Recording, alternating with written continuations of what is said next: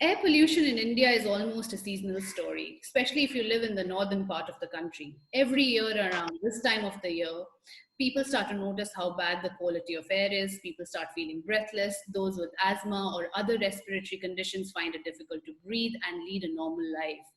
However, air pollution is not necessarily a seasonal problem, especially in certain Indian cities and states. The quality of air is bad almost throughout the year. It has some very serious repercussions on our health, especially in the long term. The impact is even worse for vulnerable groups. Today we have with us Dr. Rajesh Bharadwaj. He's an ENT specialist and he's going to talk to us about how air pollution impacts our health and what can we do about it. Hi, Dr. Bharadwaj. Thank you for being with us today. I'm going to start with my questions right away. Let's begin with has the air always been like this? As a doctor, what would you say is polluted air?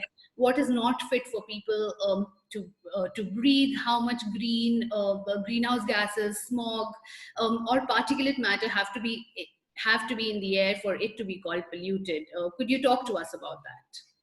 So that's a good question, Arnika, because before we understand how we've reached here, we want to know the history of the air on Earth. And actually there are some very surprising details. For instance, when the crust of the Earth was formed, and Earth was formed as a planet, there was no oxygen. So for many, many billions of years, the Earth existed in the absence of oxygen, and all the organisms that remained here were so-called anaerobic organisms, which existed in the absence of oxygen. Mm-hmm. And 3 billion years ago, some blue-green algae underwater started producing oxygen.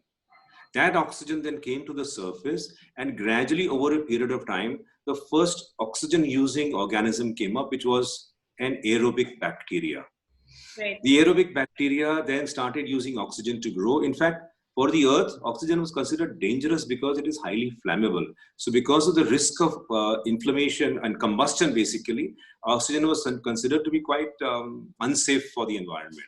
Right. But once the bacteria, now why do we need the oxygen? The oxygen is needed because the bacteria develop mitochondria, and the mitochondria uses oxygen to take away energy from sugar.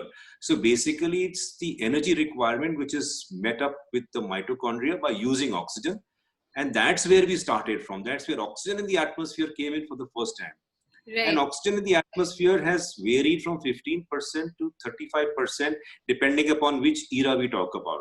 Mm-hmm. So as we understand that the earth around us or nature or climate has never been static, there has been changes which have been happening over a period of time. Maybe it takes, of course, in a human life form, this is a very, very large period of time, but that change does take place over a period of time. Currently, oxygen is at 21%, and that is where we are now. Half of this comes from plants and 50% comes from microbes. Right. That's really fascinating. So I wanted to ask you, when do you call air polluted? Like, how much of particulate matter or greenhouse gases or smog do they have to be in the air for us for it to be truly polluted and bad for people to breathe? So, let me. Okay, rather than going around, let me answer that question very simply. Right. WHO recommends, so we are talking actually in this matter, what we have, the calculations that we take are for particulate matter 2.5. Right. PM 2.5. PM 2.5, if we explain this better for all of you, is 2.5 means 2.5 micron or smaller. Mm-hmm. 2.5 micron is the size that can only be visualized with the electron microscope. And that is the danger. You can see dust, sometimes you can see smoke and fumes, but you cannot see a particle that is 2.5 micron. It is invisible to the naked eye. WHO recommends 2.5 levels below 10, but many environmental agencies would consider up to 33 as acceptable. Mm-hmm. So we are looking at a range between 10 and 30, 10 and 35, that would be fine. So any air with SPM, that is SP 2.5, less than 30, would be good air. Right, right. So, we noticed that in India, in certain cities and states, the AQI is above normal limits almost throughout the year. I think in 2018 in Delhi, there were only 57 days of good quality air, which is frankly terrifying. Talk to us about the health consequences of breathing polluted air, the short term as well as the long term consequences. See, first of all, what the statistic that you brought out is very relevant because in WHO's 2014 report, 13 out of the 20 most polluted cities were in India. Mm-hmm. And Delhi, obviously, unfortunately, Delhi is amongst the leader there. But not only Delhi, in fact, in our recent research since 2018, we found most urban landscapes are in the dangerous zone. Right. Yes, in the winter months for very obvious reasons. Why in the winter months? Because the wind falls down. Because of the density of air, particulate matter tends to come down to the floor mm-hmm. and gradually accumulates there so that it becomes more dense and the particulate matter density rises. Mm-hmm. And also because in North India, because of the various stubble burning that happens in the farms around, these all contribute to a higher level of particulate matter in these months. But yes, you're right. But maybe except for a short time during the monsoon when the rain washes away these particles, most of the year round, our air quality index is usually way beyond acceptable limits. Right. Now, we talk about rather than, the health, I understand that we need to explain the health benefits and the health harmful effects of bad air quality. In that, what I'd like to actually take our viewers through is what are air pollutants? So right. Air pollutants, we actually divide, it's not just one single thing, we divide them into 3 different categories. Right. First is gases, the second is particulate matter, the one we've been talking about till now. Mm-hmm. And the third, which becomes so much relevant in the current situation, is bacteria and virus because of the COVID. The virus is because when we talk about management of this, the bacteria and virus also we will have to consider because that's what's happening in the current scenario. And it would be useful information for people to have.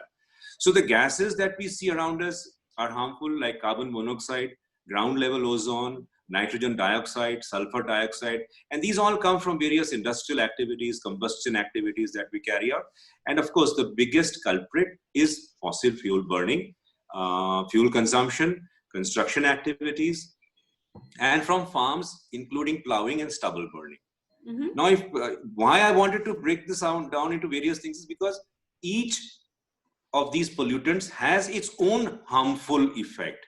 So that would be easier for people to understand what happens. So carbon monoxide it reaches the body's organs and tissues and aggravates heart disease. Most of the particulate matter that we see, obviously, because they are going through the nasal passage and into the lungs, do affect the lungs and they cause long-term lung damage. There have also been reports which have reported higher incidence of lung cancer in areas where air quality is very bad. Asthmatics, for asthmatics particularly, poor air directly leads them to develop acute attacks of allergies and asthma, and they definitely need to clean the air around them.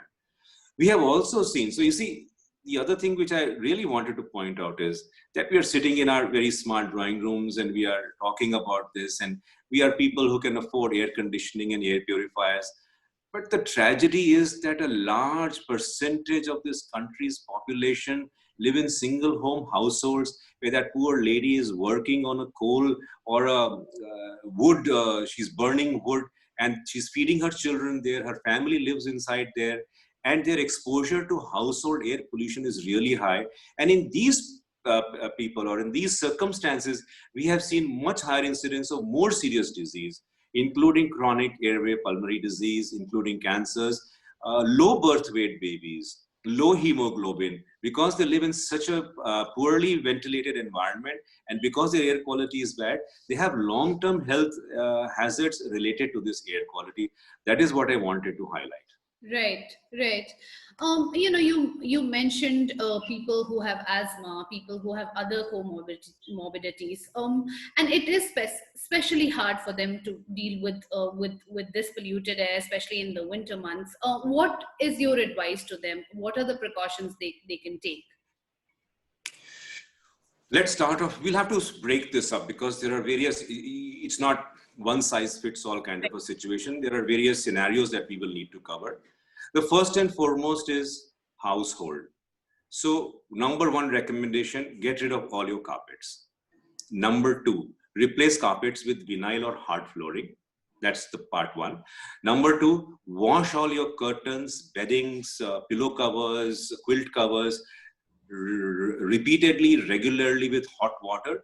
Put them out in the hot sun to dry. Both are necessary to get rid of particulate matter, particularly house dust mites and various other pollens. Once in a day, open your doors and windows, but not like we have traditionally been doing in the morning and saying, "Khuli hawa aane do, ghar saaf ho jayega." No, in the present scenario, the safer time to open our doors and windows would be between midday and 4 p.m.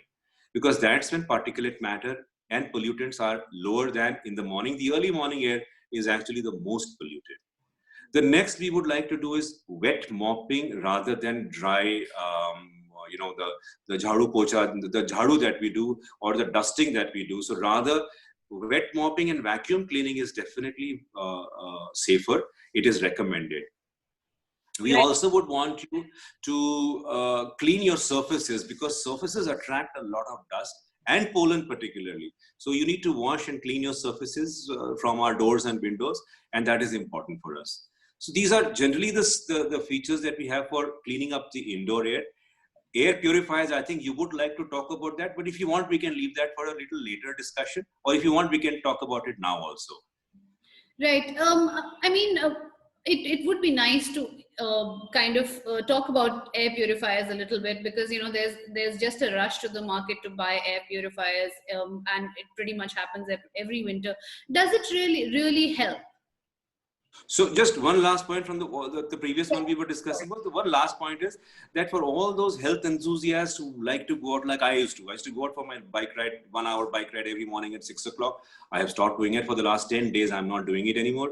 I go out later in the day and I try to exercise indoor as far as possible. We have a yoga instructor. We used to go to our drawing room to do the classes, but now we do the classes in the room, which has an air purifier because we know that the quality of air is better. So regarding air purifiers, I have been through this in my mind, doing the research and finding out what is best for my patient. And I've reached a stage where I would recommend air purifiers very strongly. Let me explain the air purifier concept.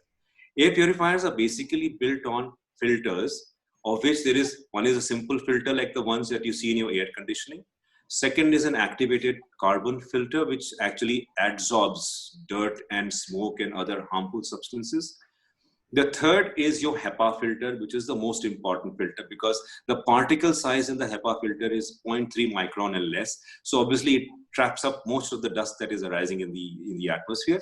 A fourth filter that we would like to add on, particularly in today's scenario, is the ultraviolet filtration. The ultraviolet is the antibacterial antivirus filter. So these are the filters we are talking about. There's also another type of cleanser called an ionizer. The ionizer basically works by just its negatively charged particles are attracted and they come and stick themselves to the ionizer. Then the ionizer has to be cleaned up so that those particles are removed. The air purifier, the ones that I recommend that you buy, should be those which should be slightly larger than your room size. So for instance, if your room size is 200 square feet, go for an air purifier for 300 to 400 square feet requirement. Why? Because then the air purifier will be more efficient. And secondly, you will not overwork, you will not strain the fan so much.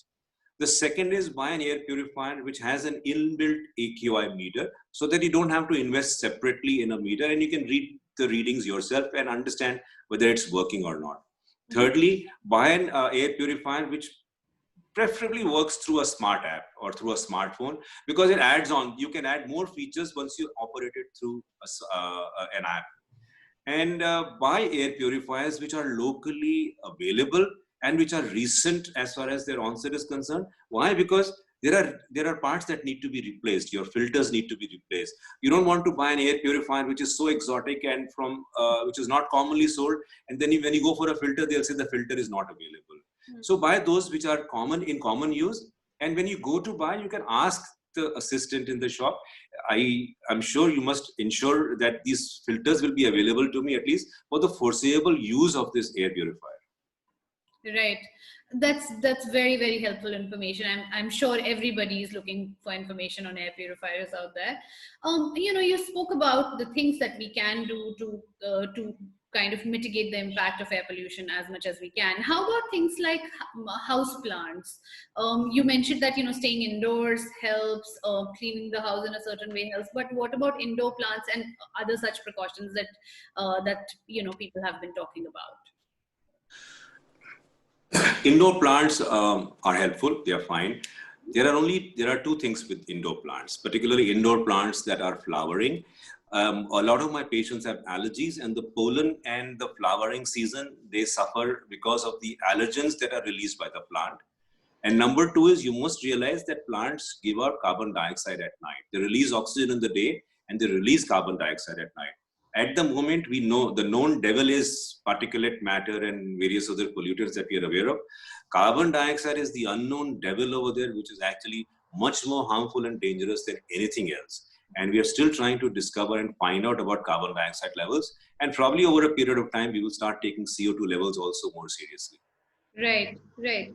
We spoke about some of the solutions. I just want to take a step back and talk about some of the vulnerable groups. For instance, pregnant women or children or infants or older people. What is your advice to them or their families? What are the precautions they should specifically be taking?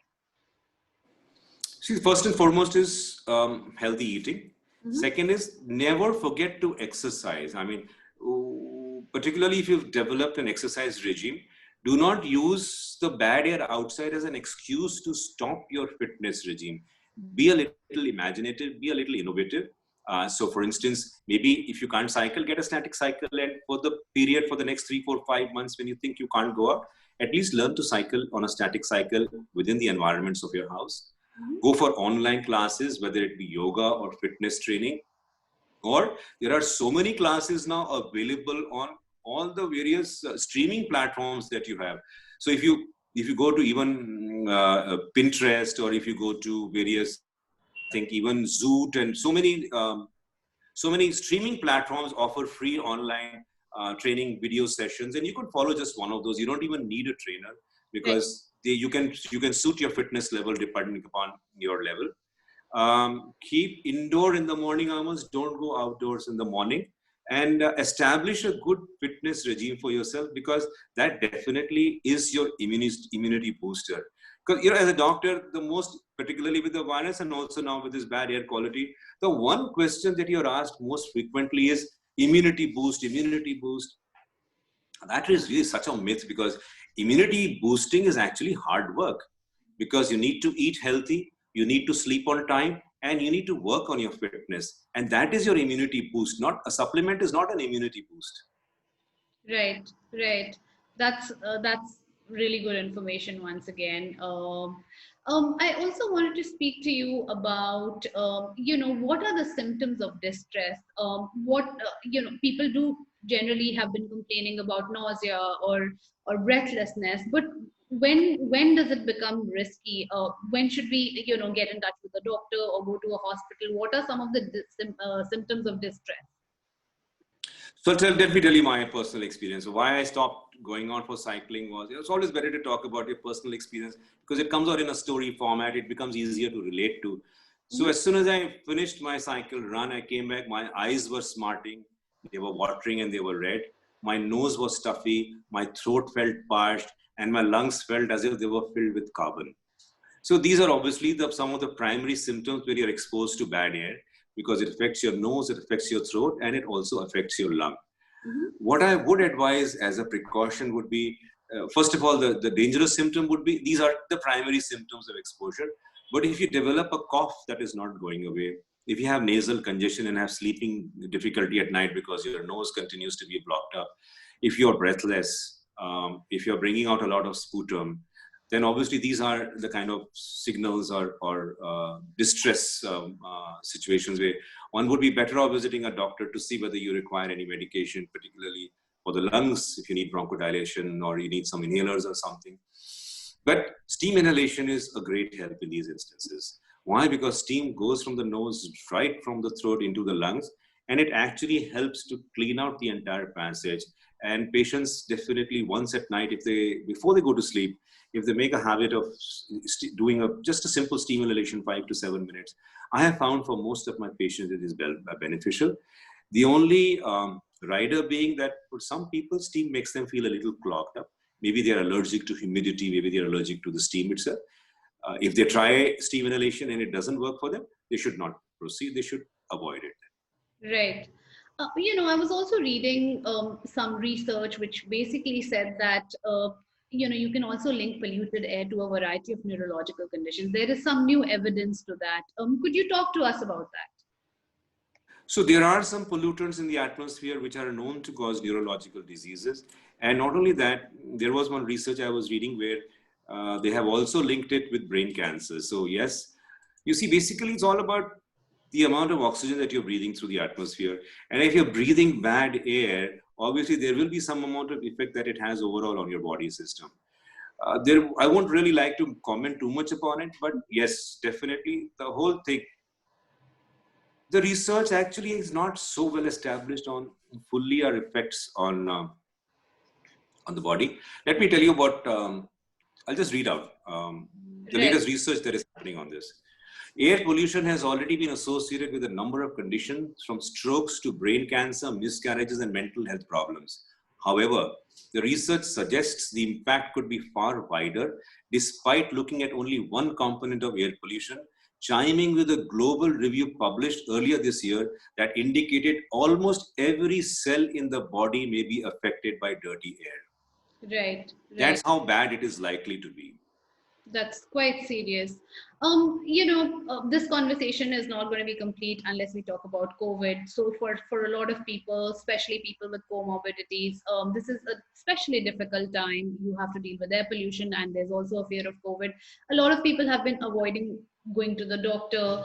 So people with, like, let's say respiratory conditions or lung disease, or asthma or diabetes, what would your advice be to them? How can they make things easier for them? Okay, first of all, and I'm very serious about this because we don't seem to be seeing the end of this pandemic. And Europe, which thought it had seen the end of it, the second wave is much worse than the first wave. So obviously we need to be very, very careful. Comorbidities, as you so rightly pointed out, all of those, plus obesity we found in COVID-19 is one of the worst comorbid conditions to live with, because obese people who develop COVID-19, even young people who are obese and develop COVID-19 do very badly with the disease. So what are the lessons? Number one is, this is a human to human transmission. So the first lesson we have is stay as far away from humans as possible. There is that strange and wrong sense of logic. Ye to mera rishtedar hai, he's related to me, and the relatives come for get-togethers and family birthdays and anniversaries. It's really, I don't want to sound very strong about it, but it is irresponsible. I understand the frustration. Human beings are social by nature. They like to go out and meet, but just because you know somebody or because the person is related to you has nothing to do with the disease or that person contracting the disease. So the number one thing is go out only when it is necessary. Yes, you need to go out for various things. You need to go out, and not all of us want to do our grocery shopping sitting in our rooms. Many of us want to go out and touch the vegetables, see the whole thing. So the number one thing is, when you go out, stay as far as possible from other people. Avoid as far as possible crowded places. So you don't have to go at a time when there's a crowd. Go at a time when it's less likely to be crowded.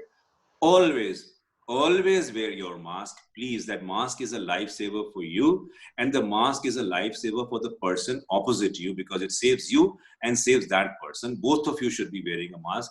And if you be active in this, if you see somebody around you not wearing a mask, make sure to tell them to wear that mask properly. Number three, if you're going out, carry a hand sanitizer with you, because it may not be possible to wash your hand, and sanitize your hands with minimum 70% ethyl alcohol as frequently as possible. Wearing a pair of gloves really is not much different. But when you come back home, make sure you wash your hands thoroughly for a minimum of 20 seconds. with soapy water. So there must be foam, because it's the foam that gets rid of the lipid layer of the virus, and that's what destroys it. Right. Well, this is again very, very useful information. That's all the questions I had for now. But thank you so much for speaking to us, and I really hope that our viewers have found this very, very useful. We would love to come back to you and speak on, a bunch of other things which are extremely important right now. So thank I you so look much. forward to it.